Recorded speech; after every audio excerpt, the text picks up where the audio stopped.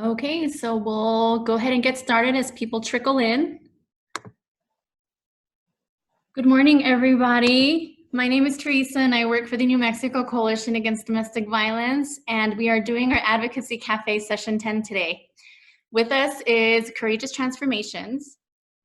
It is a medication-assisted organization here in New Mexico, and I'm super excited to hear them talk about safety planning and intervention during COVID-19. And I wanted to introduce you guys today to Carla and Ashley. They will be our panelists or facilitators for this training. Ashley is a certified peer support worker, death doula and harm reduction specialist in Albuquerque. And we also have Carla, which has been working as a counselor in substance abuse treatment and medication assisted treatment field, and found her niche here as a counselor. She has life experience and strong leadership skills. So this is something that has been on everybody's mind for a while, and a webinar that a lot of people are really interested in hearing about. We have a lot of people registered for this webinar, so we're really excited for it. And so I'm gonna go ahead and leave it over to Carla and Ashley. And as every other webinar session, guys, we will send you a recording as well as your certificate for attending the webinar today. And I'm gonna hand it over to Ashley and Carla. All right, thank you. So yes, my name is Ashley. I'm a certified peer support worker. So we're gonna give a little bit of information today and an overview of safety planning and intervention in our clinic. Our clinic is a medication-assisted treatment clinic. And what that means basically is that we treat opioid-dependent patients and patients that struggle with substance abuse. We treat with not just behavioral health counseling, group counseling, peer support, but we also treat with methadone, buprenorphine, also known as Suboxone, as well as Vivitrol, which is a form of naltrexone. So the majority of our patients in the clinic are on methadone. And so that's usually something that we, kind of consider a lot when we're doing anything with safety planning, but we do have quite a few also that are on different medications, like I mentioned. So we started as a clinic in 2016, and our clinic was originally started by our executive director, Charlotte Breeden. She is a pharmacist, and Chuck Breeden, who is her husband, and he is a chaplain with the military, and he also acts as our operations manager. So with the two of them starting Courageous Transformations at that time, we were kind of, and still are really, the only smaller clinic with kind of a closer feel for the patients. We actually get a lot of time with our patients just because we are a little bit smaller than, say, some of the larger clinics in town. Currently, we have approximately 400 clients, and that does fluctuate depending on a lot of different factors. COVID-19 has actually brought us several new patients, and so that's been a factor as well in kind of growing our client base recently. So some services that we provide in our clinic, like I said, with the medication, we do the methadone, buprenorphine, naltrexone, but we also provide group therapy, individual counseling. We currently have 6 therapists on staff, or 6 counselors on staff rather, who are all capable of doing telemedicine. So as we all know, currently we can't come into close contact with our patients. Usually that means we can't be in the same room. Patients are usually just remaining in the dosing area for right now due to the precautions that we're taking. So most of the patients are seen by phone, and occasionally, depending on what we're doing, they also can use Zoom to be able to see us through video conference.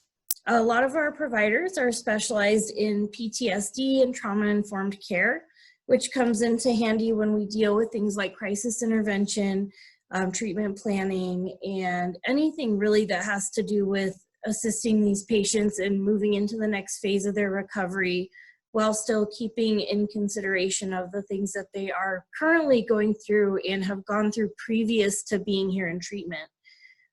Peer support services that we offer, and this is kind of where my main area is here in peer support.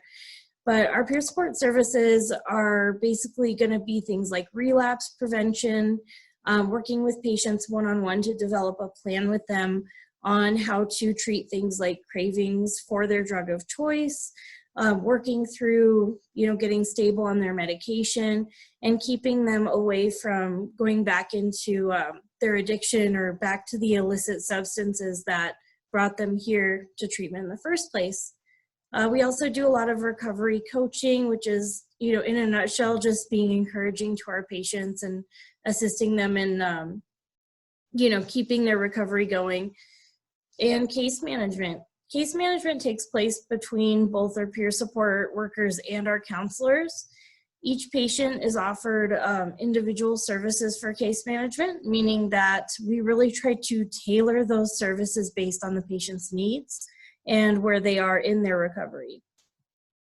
So currently, with our 400 patients, the majority of them do receive some form of case management, whether that is referrals, safety planning is definitely a big one, or just something as simple as trying to find a food box for the day or a motel room for the night. We also do resource-based referrals, meaning that we partner with several different places throughout town, such as shelters, safe houses, really anything you can think of, even detoxes, you name it, we've probably got a way to refer a patient out to a service, so we can always find something that they need as far as referrals go.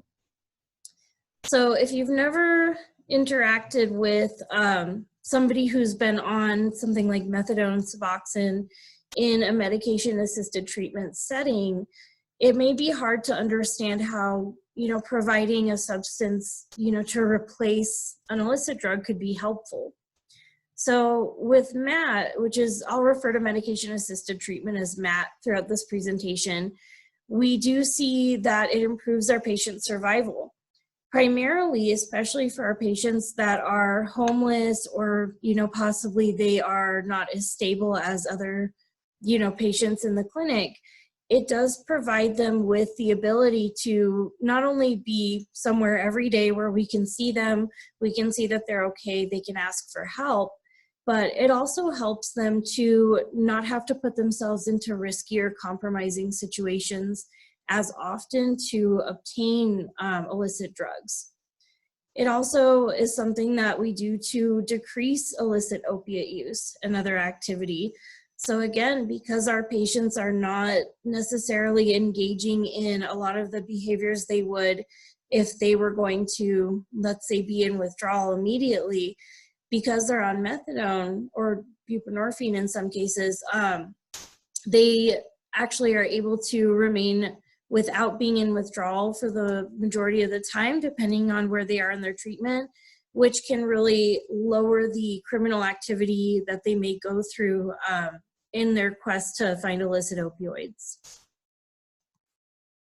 So our patient population is definitely a little bit unique in a lot of ways. So just to break it down and give you an idea of what our clinic looks like right now, just based on the amount of patients and, just their basic statistics. Our population by gender is definitely more male to female. So we've got about 241 males, 148 females currently.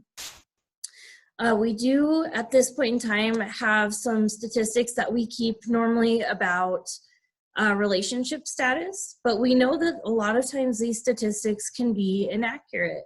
And what I mean by that isn't necessarily that we're taking these statistics and we're not counting them correctly, but more that we don't always know, if a patient does have somebody at home. Are they in a relationship? Are they widowed? Are they divorced? Are they currently married? We do have that information on some of our patients, but just looking into the graph that we're showing here, you'll notice that the majority is actually counted as an unknown.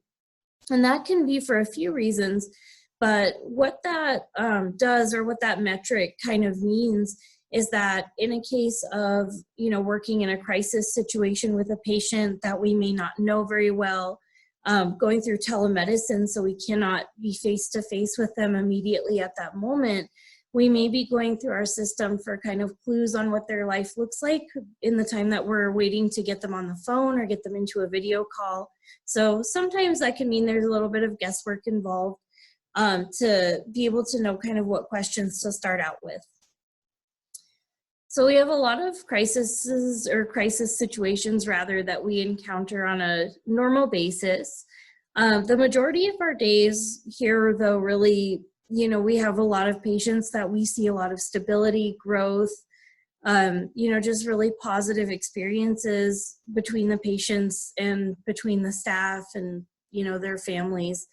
However, there is, of course, going to be things that happen, especially with COVID-19 happening. We have people that are not only, going to be quarantined sometimes with their abusers or with, their families or whoever they're with in their living situation, but we also have people trying to work from home. We have some people who were unemployed who are now struggling even harder to find jobs. There's lots of different things and factors and stressors that can come into play when we look at what our common crisis situations are. So based on from January till now, just some basic statistics that we got out of our system. The primary crisis situations that we encounter here at the clinic are going to be primarily domestic violence. And what I mean by that, because that can be a large umbrella for people to fall under or for situations to fall under.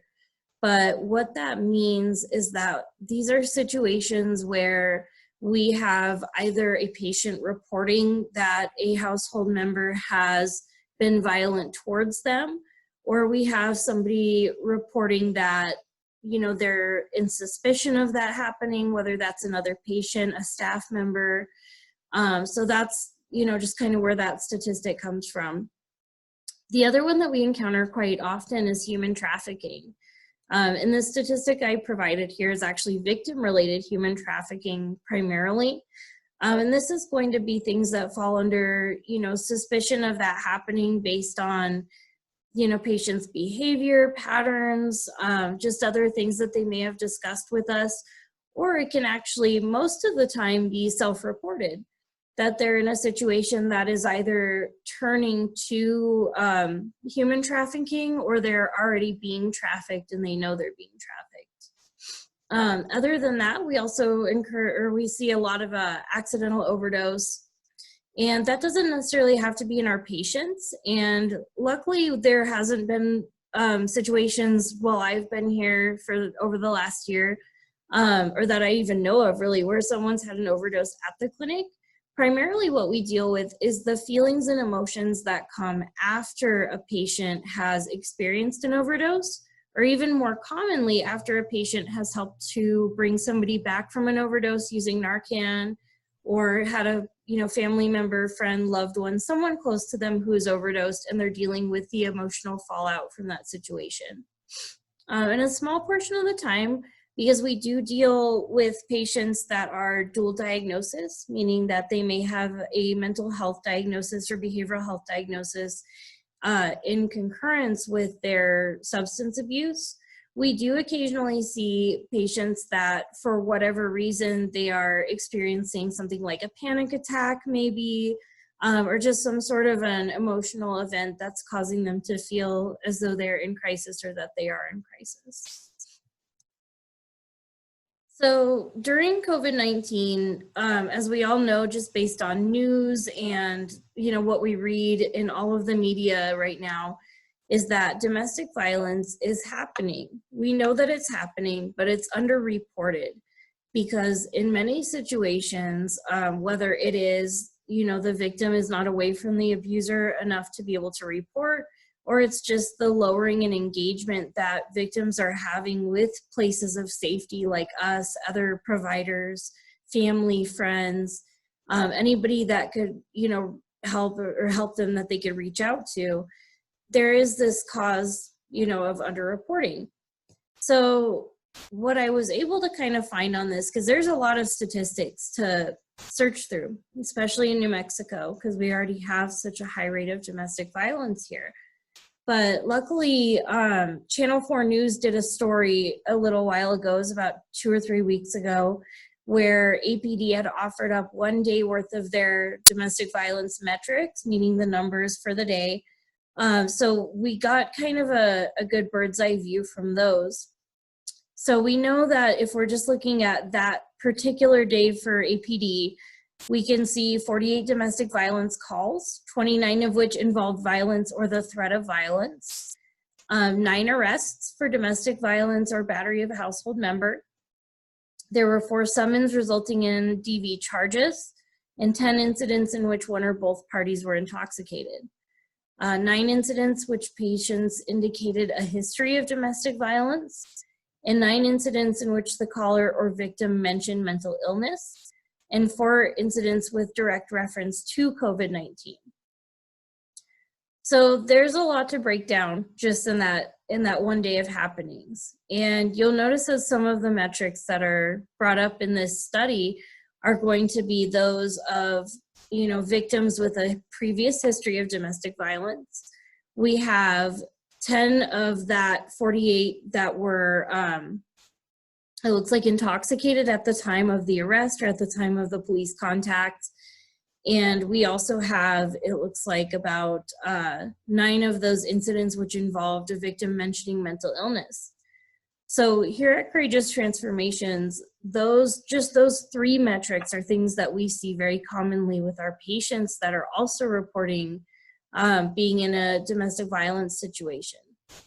So what that means is that we know that a lot of times with these situations, they are going to be directly related to patients' mental health, and they can also be directly related to the patient's use of drugs or alcohol at the time of this happening. Is that always something that's going to be a factor? Well, no. I mean, there can definitely be patients of ours where we see domestic violence and both parties are, stable on their medications and not actively using.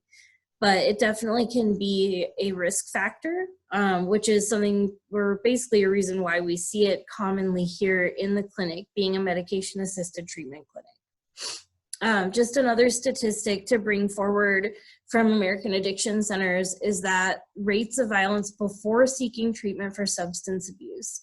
More men reported that they were, feeling not safe at home and they were subject to violence than women. And that is one statistic. It is just one statistic from one time shot here in 2020 so far. But that is something that we do see here, is our patients who are experiencing not feeling safe at home or feeling like their well-being or their physical self is being threatened are not always women. We do have to be prepared at all times for the possibility that the person that needs our help today for crisis intervention may be a male who's trying to seek help or seek safety from another female, another male. The possibilities are just endless. There really isn't one gender that we cater to when it comes to domestic violence. It can really be very split depending on who it is. We always mention human trafficking because it is something that we see very, very commonly in the clinic. And the other thing with human trafficking is a lot of times that our patients that are involved in a situation where they're experiencing domestic violence, sometimes they are being trafficked by their abusers, and sometimes they're being trafficked by someone entirely different, but it's a dual situation in which they will seek help at the same time that we are beginning that crisis intervention process. So why is it that methadone clinics or medication-assisted treatment clinics see so many instances of human trafficking on a regular basis? Because I know that when you hear news stories or you see it on TV, a lot of times it seems like the common, case for someone being pulled into trafficking is a female by herself in a situation where she's intoxicated or she's around people she doesn't know, and she is taken and, almost sold into the trade. And even though that is a very real situation that does happen, What we encounter here at Courageous primarily is patients that were engaging in what's called survival sex. Survival sex is basically the ability for a person to engage in sexual activity for money as a way to survive. So we see that a lot with patients that are homeless. They may be, either homeless or precariously housed, meaning their housing could fall through at any moment. And they're just trying to maintain. They're trying to maintain the illicit drugs they need to stay well and stay out of withdrawal. They're trying to maintain enough money to get either a motel room for the night or continue the housing that they have, or even just things like feeding their children or feeding themselves.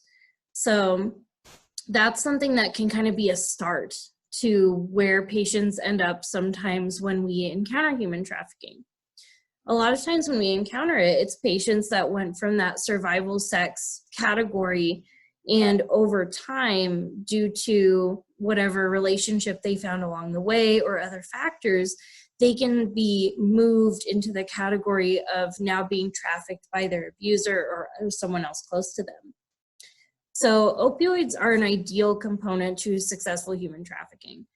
And what I mean by that is that a lot of times these women, they are being given opioids as a means of control.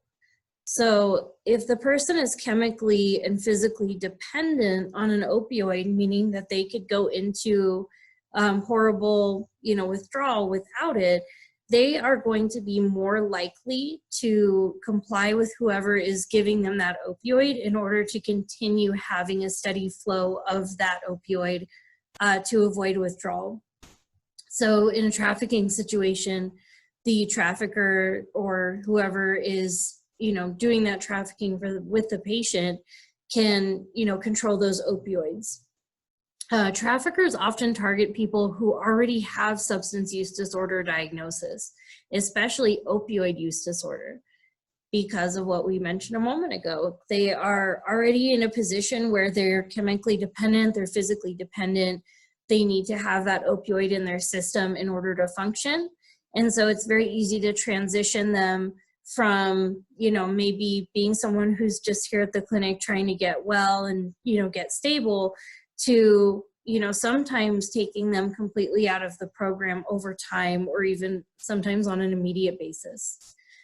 A perpetrator can stake out local methadone clinics for potential victims. Now, luckily, we haven't encountered this in our time, but it's always something that we look out for. Just to give an example of that, sometimes, people can be sold into the trade, kind of like what we mentioned at first is kind of like the normal ideal. So with methadone clinics, there have been studies in the past that have shown that methadone clinics were a place where people are vulnerable, people are easily approached by other patients or people who they may perceive to be patients. And so here at Courageous, the way that our building is set up and our security is set up is to monitor the road that's outside of the clinic. We monitor the gate, we monitor the parking lot from several different views, and there's always somebody who has an eye on the cameras. This comes into play because it's very important that we can see patterns in the traffic moving around the building, and we're able to watch our patients, especially those who we know are more vulnerable, people who've been trafficked before, people in current domestic violence situations, people who've reported to us that they felt that they may be transitioning into being trafficked by an abuser, things like that. We can actually, just continually monitor that situation. So a lot of times that's kind of what we see with human trafficking, is it really does go hand in hand, but not always. So COVID-19 has impacted our clinic and our clients in a huge way. And luckily, when COVID-19 was first starting to kind of hit New Mexico, like around the time of the week of the 12th, when we first declared our state of emergency, our medical director had made a point to request that we start keeping a timeline, and that this would be very important when it comes to comparing our responses to what's happening with COVID, later down the road. maybe when everything's resolved, or even to give other programs kind of a view of what we've been doing. So around the 12th was when we originally declared our state of emergency here in the state of New Mexico. And on the next day, Courageous Transformations began dosing our high-risk patients by car. And what that looks like in our clinic is basically having patients come, park in our parking lot, notify us by phone that they've arrived.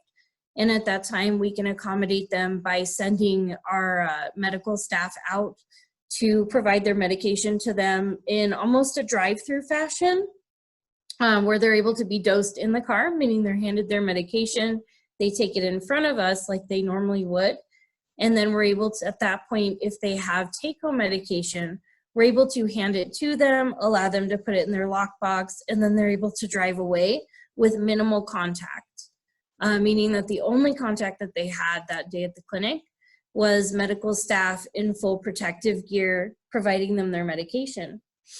So right away, we began doing that, and really we were the first clinic in Albuquerque to start implementing things immediately because of the fact that we're very blessed with a medical director who's very public health oriented and knows a lot about public health, but also because that we recognize that our clinic specifically has patients with lots of risk factors.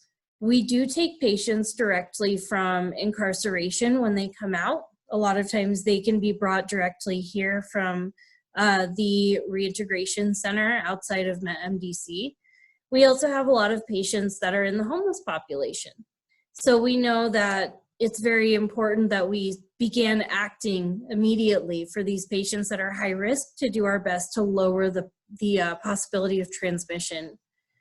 By the 14th, only a day later, we actually closed our building, and we decided that the only place that we were going to have the patients go for right now is going to be our dosing area. So what that means is that patients are still dosed in their cars if they have a risk factor, if they have symptoms, if they are at risk of catching COVID, like if they're one of the higher risk categories. They're still able to dose in their cars, but for our patients that are, for the most part, healthy, they can walk up to the building and they can stay in a line where they can safely be 6 feet apart underneath a tent so they're not exposed to weather.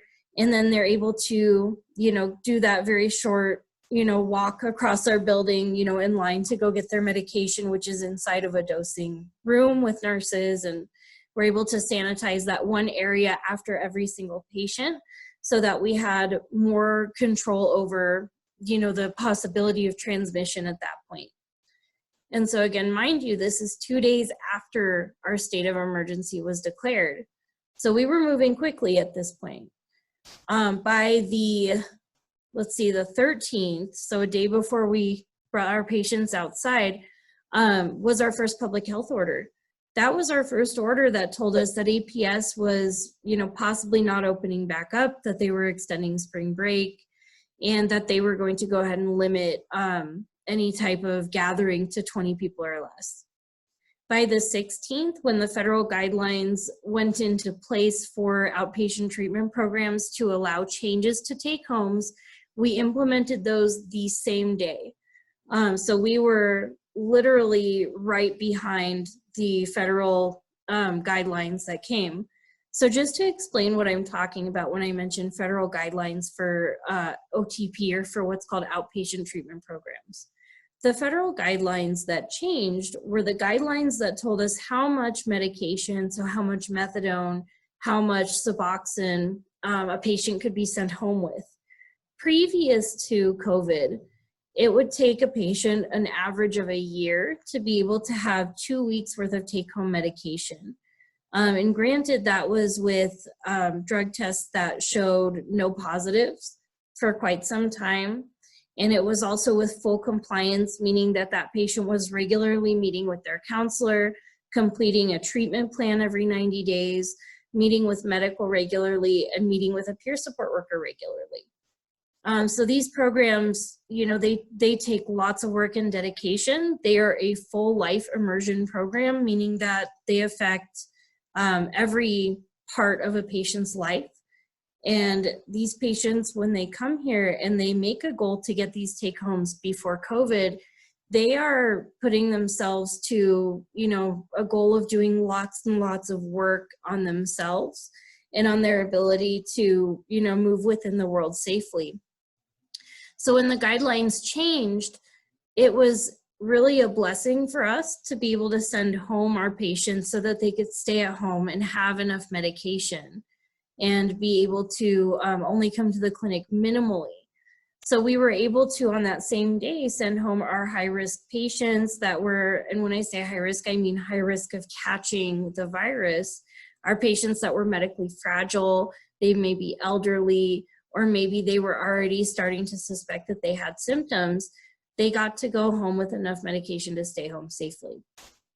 By the 17th, our governor had ordered that all non-essential work was to be done from home. And very shortly on the heels of that, by the 23rd of March, we launched Microsoft Teams to be able to send our behavioral health workers home. So by the 23rd, which was a Monday, we were entirely set up and able for every behavioral health worker here in the building to be able to effectively work from home using telehealth. Now at that time, this meant, seeing patients only by telephone and making sure that we had daily contact with all of our patients, and that patients that were already, feeling unsafe, or maybe they already had a crisis plan or a safety plan in place, that they were being offered not just that daily contact, but on-demand contact with a peer support worker, the ability to call the front desk if they need to during business hours, and just, we had to turn things around a little bit and, keep these crisis plans going, keep these services going, and don't, not breaking that chain of support, even though we couldn't be, face to face with them anymore like we were used to being. So our counselors met that challenge head on, and they did wonderfully. Everybody so far was, and has been actually still, because our counselors are primarily still at home. Everybody's been very well taken care of as far as our patients, and actually we've reported, or the patients have reported that their satisfaction with the program, their engagement with the program, and their, wanting to continue their stability has gone up. So that was actually something that, was very good to implement. Even though we did it out of necessity, it quickly became something that the patients were very happy to work with. Just a day later, we got our stay-at-home order. As we all know, the governor announced our stay-at-home order. And at this time, it's important to note that our patients have gone through already a lot of anxiety and fear and uncertainty, just like the rest of us. But the biggest fear that our patients have gone through is the fear that there will be shortages of their medication and that we will not be able to get their medication for them and have it here at the clinic or for them to take home. Luckily, we were able to continue reassuring them that we were going to be there, we were going to have their medication, and we were going to continue having even a backstock in place if we needed to of their medication. So right after that, we, just to show, also kind of to help the community, but also to show our patients that we were committed to continue providing for the community, we began to take intakes again on the 25th, only a day later. So as those intakes began, the governor a day after that announced our field hospital was to be built here in Albuquerque. And from there, we've, pretty much gone through, April didn't have a lot of changes happening in it. But now that we approach May, or towards the end of April, as we all know, on the 22nd, we begin plans to reopen. And here today, on the 18th of May, and our soft opening actually won't be for a few more days, but today we are preparing to allow our patients back into the building. Limited occupancy, of course, so we won't have our normal, building full of patients like we normally would, but we'll be able to allow people back in the building so we can start engaging face-to-face in a way that's safe here pretty soon. So when everything happened with COVID, and we, started this timeline where all of a sudden everything was changing so quickly, we did lose that daily interaction, like we mentioned before, that we had with our patients, and more take-homes were sent out. So there was fear from the staff as well. And, there's fear from the entire community of medication-assisted treatment clinics all over the United States that our patients wouldn't have enough support to manage their medication properly, and that we could be in a situation where patients were in danger. But what we have found over that time, even though the staff were, feeling like we only had limited amounts of time because we couldn't go outside, and then we were moved into telemedicine, we found that as patient satisfaction with the program went up, as they saw that we were implementing all these things, that we had actually very, very few instances of patients, selling their medication, taking their medication, at times, too soon. Like, what I mean by that is taking extra medication or taking tomorrow's medication on top of today's, things like that. There were so few incidences of that, and our patients did phenomenally well. And we believe that the reason that our patients did well was because we implemented things quickly. We did this on a solution-based implementation plan where we kept patient outcomes in mind, and telemedicine was set up very seamlessly, where patients went from 1 week, seeing their peer support worker or counselor in a patient room like you would at any place before COVID, to having that same appointment, no appointment canceled in the meantime, keeping those same appointments, however, it's just over the phone today. So that's why we believe we did well and our patients did well. So we have to meet crisis in a very unique way based on what's happening with COVID. Before COVID, our our process rather, to take care of crisis intervention and take care of patients in crisis was still, down at a molecular level, still pretty much the same. There is still, given all of the different steps and processes, but now we've had to learn to implement it in a different way that provides the same amount of engagement. So right now, if a patient were to come in to the clinic and report, that they were in crisis, whether that be domestic violence, our most common one, human trafficking, something else, immediately a process would set in place where we would be notifying our director, who is Charlotte. She's the one we mentioned, of course, in the very beginning, the person that started our clinic. We would be notifying her, and within minutes, a team assembles, basically. We already have these patients assigned to counselors and peer support workers, but because we have them already assigned from the day they do their intake, we're able to very quickly assemble and start, seeing what this patient needs depending on their exact situation. And as that's happening, we're able to put backup employees in place or backup staff in place to cover the other patients while, this peer support worker, this counselor deals with a crisis. So once that team assembles, if the patient is here in person, we still do telemedicine with them primarily. So what that means is that if this patient, reports to, let's say, our dosing nurse who they are getting their medication from, that they don't feel safe and that they're in danger, then right away we can actually call their cell phone, because we have everybody's number on file, we update regularly, and we already have regular correspondence with them. So right away a peer support worker or counselor will get on the phone with the patient and start kind of finding out, what's going on, how's the patient feeling, what's happening, kind of where to go from here, and what the patient's needs are and what their expectations are. And a lot of times they don't really have expectations. A lot of times the only thing they really want is just help, help to get to whatever that next stage is, whether that's a safe house, a family member, a friend, or even just to start getting phone numbers together. That can be something that we see pretty regularly. So now that we have this patient on the phone with somebody, whoever is left, like for example, if the peer support worker is on the phone with the patient, the counselor can begin getting together, whatever this patient's going to need for their behavioral health.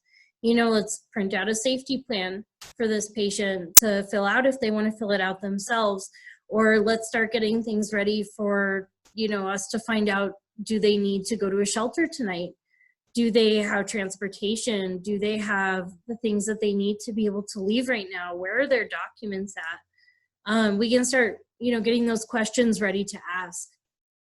And whoever is meeting with that patient, which sometimes it will be a counselor and a peer support worker together, it really just depends. Sometimes our director will also meet during a crisis with the patient. Really depends on what the patient is comfortable with. And again, this is, of course, being done over the phone, even though we're used to doing it in person. We can start to have our peer support worker put together those referrals for those services. So once we're able to ask that patient, okay, where do we go from here? What do you need? Okay, you need a safe house. All right, well, the peer support worker is going to get on the phone right now to find one. And we kind of just go from there. And what the goal is when we have a peer support worker doing referrals, getting resources, and a counselor, working with the patient directly, is we have a team, 2-person team at that point, covering both sides of the patient's crisis. The side of, where do we go from here? What's next? What can we do to implement the, things to cover the needs of the patient? But also, how is this patient feeling? What do they need? So once that patient has the resources, they've got their list of referrals, they're getting, in the Medicaid vehicle or their own car or whatever to go to the safe house or, whatever is next. Once that's all in place, the crisis intervention process doesn't stop. It actually is just beginning at that point. So even though we've worked with a patient for today, there's a plan in place for today, that's when we really start looking at what are the next steps in long-term safety planning and post-crisis care by the counselor and the peer support worker and the clinic in general. So safety planning during COVID-19 is, even at its core, it's kind of the same, we're doing the same things, but it is very different in a lot of ways. In some situations, based on the crisis, we may have counselors or peer support workers actually put on full PPE or full protective equipment to go outside and meet a patient. Now, this is rare. We don't see this happen very often, that we actually, come outside to meet a patient. However, in some situations, it's called for. And in those cases, one of the challenges that we meet as behavioral health providers is the fact that the patient doesn't see our face. They really only see our eyes. They can see our body language only to a point, maybe, there's a little bit they can see. So we have to make sure that the words that we're using are trauma informed, meaning they are, not going to be words that are going to be triggering. They're not going to be accusatory, nothing like that. We have to be very careful with our expressions. Our eyes say a lot, and we have to be aware of that at all times with these patients when we're in PPE. So our staff is able to consider these things while still staying 6 feet back from a patient and still trying to help as best we can. So the services for the clients in crisis are provided immediately after a self-report or an event, whatever's happened to launch us into that process. We are responding immediately to them. So that means that whether it's putting on that PPE, making that phone call, setting up that video chat, we have to really go into it quite quickly. And then we begin that transition, process of getting them to what's next. So you kind of explained a little bit already about how it works, but just to give you some examples of what is in our process, like what kind of questions are we asking, what things are we considering when we're meeting with a patient in crisis, especially through telehealth, is, patients identifying safe people. Because of the fact that we're inside and a lot of these patients are isolated to the point where the only person they're seeing may be their trafficker, their abuser. It may be their children who are, also in an abuse situation with them. We have to really, highlight who are your safe people, not just here, because you know who your safe people are here at the clinic, but who are your safe people outside of the clinic? If there are not any, which does happen occasionally, then it's moving on to, okay, well, are you relying on, your abuser for food, housing, opioids, transportation, anything in general? Because those questions are really what are able to launch our peer support workers into the process of finding those referrals and starting to, work the first steps of the process to get those things covered for the patient. And also, what do they already have in place to stay safe? So many of our patients have lived a life where planning ahead was the only thing that saved them in some cases.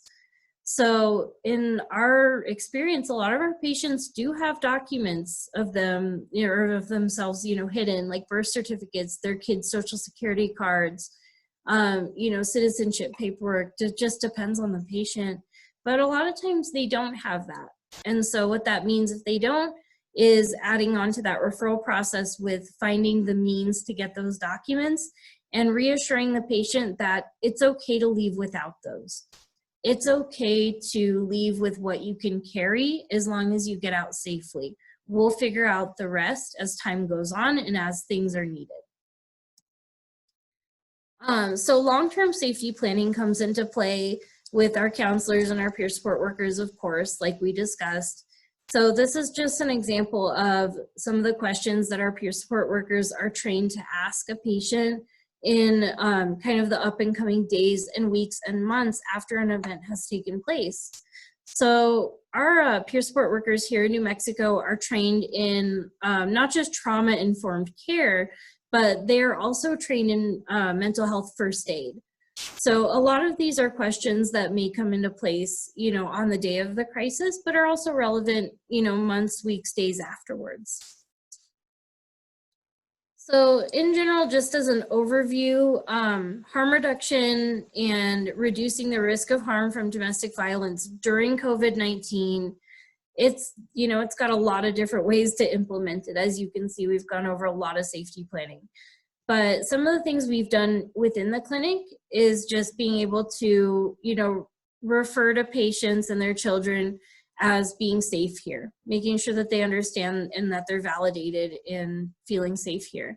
We can do that by something as simple as having a safe word, a code word, a buddy system where the patient knows that they or their children that are with them, because we do allow patients to bring their children onto campus with them if they need to. We are able to allow them to have a safe word or a staff member that they feel safe going to if they needed to be, put into that crisis intervention process. We also, at this time, we can't identify really a safest room because we're not going to open for a few more days to have patients in the lobby. But in a normal instance and in a few days when we do, our lobby is equipped with actually a few rooms that are right off of the lobby that are easily accessible to patients, where they can go in and they can have a staff member come in with them, and they are, separated from the rest of the clinic, and other patients are not able to see that they're in those rooms. And then, of course, I mentioned that we do allow children to come in with our patients. And that's, very important because a lot of them don't have childcare, and bringing their children in with them may be a safety necessity. So as much as, we talk about the patient having kind of a staff member that they feel careful or they feel close to, that they can go to, we also want to make sure that their children know that they can communicate as well in that same way, and that staff are safe people. So case management is definitely very different during COVID-19 for our peer support workers that are working to find all the different resources, and for our counselors that very much help them in that process. So right now, one of the biggest things that has been a help to us is actually the Medicaid care coordinators. So Medicaid offers what's called a care coordinator to every client that they have or every person that is enrolled in Medicaid in the state of New Mexico. And a care coordinator is a caseworker that works specifically with your managed care organization, whether that's Blue Cross, Prez, Western Sky. They will have somebody there that's able to, help you get things like, in some cases, a motel voucher for the night. Like, let's say that we have someone fleeing a situation with their children and they don't have money, there is no beds open at whatever place is available right now, then we can sometimes contact that care coordinator, and that care coordinator can supplement with a week of a motel room, so that we've got a whole week we've now bought ourselves, that our patient has bought themselves, that allows us to do much more crisis planning and much more case management that's based in resources that we know are available. Some other things that have been helpful to us are just all the usual things. For example, housing, we definitely still very much keep in contact with our Section 8 representatives that help our patients get low-income housing. We have a lot of different safe houses that we also stay in contact with throughout the Albuquerque and the Rio Rancho area. So we're always ready to communicate with one of those resources and make sure that patients have those available. And then there's just the basic ones that we're all pretty familiar with, like things like food stamps through SNAP, supplemental food help through WIC, LIHEAP, which is utilities help. CYFD in some cases has even stepped in and offered free daycare for our patients in the time that it takes them to get stable in new housing, a new job, whatever transition they're going through. And of course, we also offer harm reduction. And this is for every patient, whether they're in crisis or whether they're stable for many, many years. We do offer them Narcan, which is an overdose reversal agent. So that way they know that they have this extra layer of safety if something were to happen with their medication. So coordination of resource referrals, what we mean by that is that right now during COVID, it's very likely that our primary resources have become limited in what they can offer. Before COVID, there was grants in place and all this different funding, and programs were or had been a lot of times set up that same way for many years. So we knew exactly what one, resource could offer or what another could offer or what was on the table if we sent a patient here or there. COVID has changed that drastically, as some grants have been cut, some funding has been cut, and actually some funding has been added in some areas too, where now places can offer more of something, which has actually been a blessing, because what we're finding, to be honest, is that more places have more to offer, which is great. But in some cases, it can be a little bit difficult to coordinate and manage for the patient to get those referrals and make sure everybody knows what they have and what they need. So what we do for our patients to make sure they know the referrals that we're giving them are valid referrals is going to be, if we have the ability to do a 3-way call with that patient so the patient can hear us actually talk to the contact at their new resource and hear us discuss, what beds are available. Are motel vouchers available? Do you have resources for this or that? So they can hear us, and then we can also have that warm handoff where we can say, okay, I actually have him or her on the phone right now. This is our patient so-and-so. I'm gonna let you kind of explain what you told me to them. So that's very helpful for our patients. It really gives them a sense of kind of comfort around these transition processes. The other thing is just making sure that we're in contact with their care coordinator. If we get them that care coordinator with their Medicaid, that care coordinator has now become their primary case manager. And that doesn't mean that we don't still assist them in getting those, processes in place and getting that help and, all the day-to-day, week-to-week. We still definitely do that, but now we have a partner that is coupling with us that can, sometimes have more reach in either direction than we might, depending on, what patient it is and what's going on.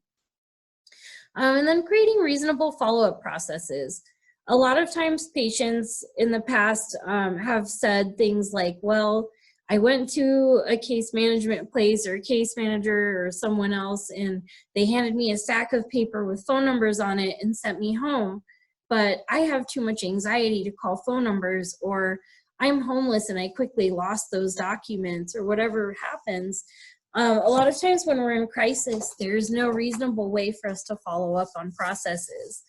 So what we need to do at that point is develop reasonable expectations that the client can continue to keep, such as, okay, we can do the phone call here with you today, but you would need to get in touch with them tomorrow.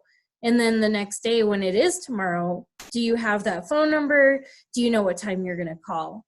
Just simple things like that, or even just following up and saying, hey, how did that call go? Did you get everything you needed? And if they didn't, okay, well, let's see what we need to do. So we just want to make things not hard, because if you make getting help harder than staying in a bad situation, sometimes depending on the patient in the crisis, they will stay longer in that situation than accepting the help. So we have to make sure that help is accessible. One of the things that we do within our staff is actually what's called ongoing interdisciplinary support services.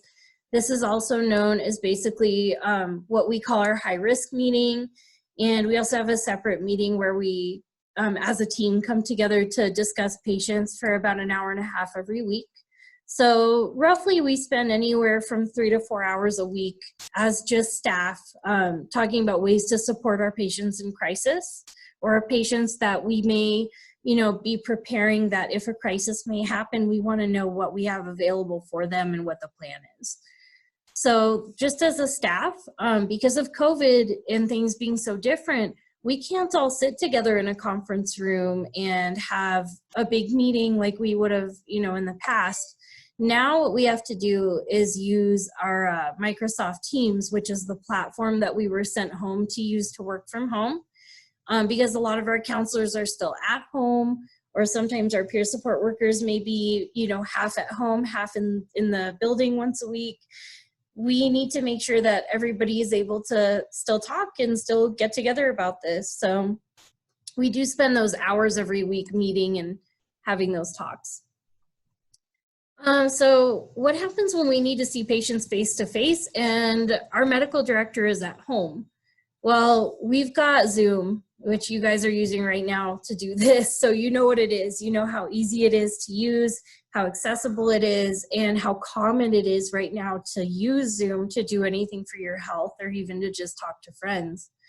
So this has given us a big benefit. The platform has allowed us to have things like intakes, where we are legally obligated to have a medical director who's at home see a patient who's here at the clinic. Not only that, but in a crisis, even if it's long-term follow-up, short-term, right in the very first initial meeting or crisis intervention, we can see a patient face-to-face. So if all of our, peer support workers are working from home, or the other ones are busy and the only one that's available is at home, but the patient's right here, and the patient needs that interaction of actually seeing a person because they are that deep in crisis right now, we can do that. We can bring that patient on. We can, if they don't have a phone or a computer, we can walk outside and hand them a tablet. So last thing here that we've got kind of in our little presentation for you is just explaining how we continue to engage them in their opioid treatment program. The first thing that they came to us for was, to get help for their addictive disorders, for their opioid use disorder, for their, substance dependency. And so what we've found through years of studies, and also just through these last couple of months of treating these patients through telehealth, is that outcomes improve for victims when crisis patients are engaged in their treatment. When they are, they've established a routine around coming here and getting their medication, whether that's daily, weekly, or otherwise, that means that they are anticipating that support. They know that when they get here, no matter how often, that support is going to be right there for them. Even if we cannot come out right now and, see them and bring them into our office to have a conversation, they know that we are a phone call away, and that there are people that are, you know, they're still in the building. Like I always tell my patients, like, I'm in here, like I just can't see you, but like I'm right here. And that really helps them to, you know, feel supported. But it also helps them to remember that even though they're getting all these services, they're still here to work on their addiction. They're still here to work on their substance use. And when we're able to provide them with a program that's goal-based and that where they're rewarded for their hard work on their opioid treatment, we're able to say like, hey, you earned those take homes. Like, yeah, sure, COVID's giving us more take homes right now, but hey, you went from having 2 weeks to having a month. That's huge. You know, or just things like that where we can still keep them very much engaged by encouraging them and making sure that they're still meeting all their goals that they came here to meet originally. So this is just about us. You've already heard about us, but I'll go ahead and I'll open up the floor for questions. Or Carla, if you want to mention anything, definitely feel free to go ahead. There is just a few things I just want to just quickly talk about. For the ones that don't have a phone with them, or they've lost their phone, or they're still waiting on one of their phones to come in, we do have a phone that is available for people to use, that we do have sanitized, that we do make sure it's safe, and that way they can still have that contact when they're here at the clinic. So we do make that available. And then also with the ones that are coming in that do have some issues, they just don't get stopped at that crisis. They have that daily contact with either a peer support worker or a counselor ongoing until they feel like they're in a good spot. And even a little bit after that, just to make sure that they continue to stay in a safe spot.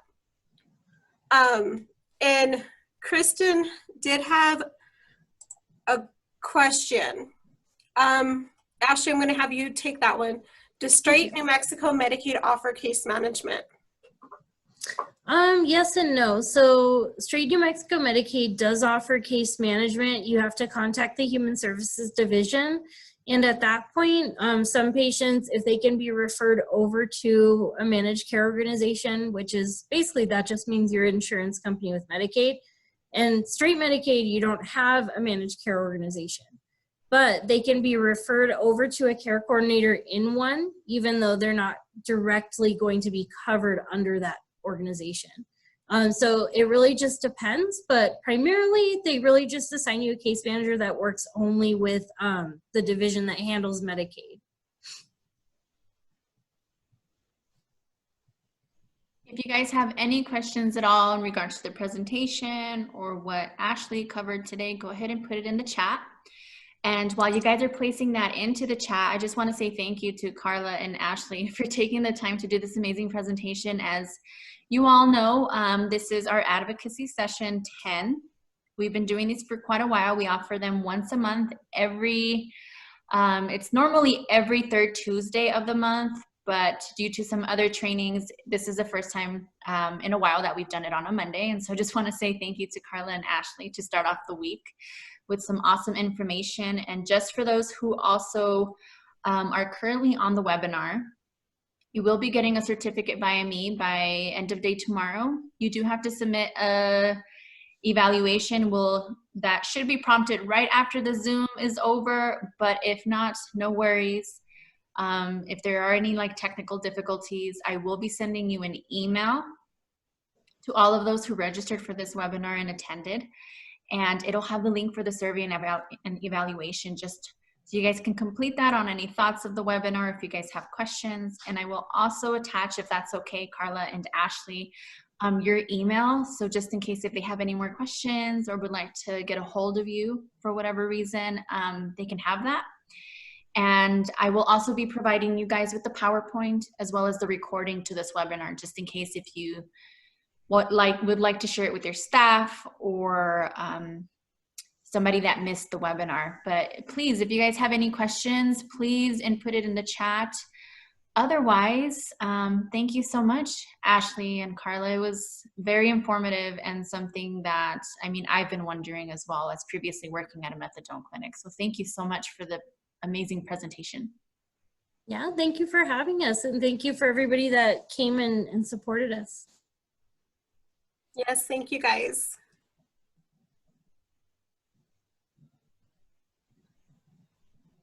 All right, well, it looks like not a lot of questions, just a lot of thank yous, so that's pretty awesome. All right, I guess we'll just leave it at that, and I'm gonna go ahead and end the webinar, and thank you again, Ashley and Carla. I'll definitely be in touch, and everybody have a great Monday and a great rest of your week. Thanks, guys. Bye. Bye.